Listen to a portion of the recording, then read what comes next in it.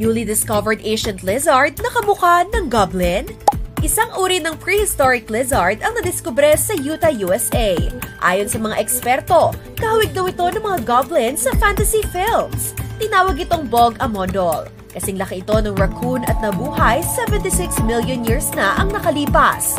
Merong malaarmadong balat at tulad ng ibang uri ng lizard, kaya rin itong magtanggal ng buntot bilang depensa laban sa mga predator. Hango ang pangalan ng ancient lizard mula sa Goblin Prince sa pelikulang The Hobbit dahil sa kakaibang itsura nito. Taong 2005 pa nahukay ang fossil nito mula sa Kai Parowitz Formation sa southern Utah, isang kilalang fossil site ng prehistoric animals. Pero kamakailan lang ito na-identify ng researcher na si Hank Woolley matapos makita ang mga buto sa isang museum drawer. Hindi pa tiyak kung makamandag ang blog, pero kauri raw ito ng Gila monster, isang venomous lizard. Matapos ang discovery, naniniwala ang mga scientists na mas marami pang Asian species ang maaaring nilang madiskubre sa nasabing discovery site.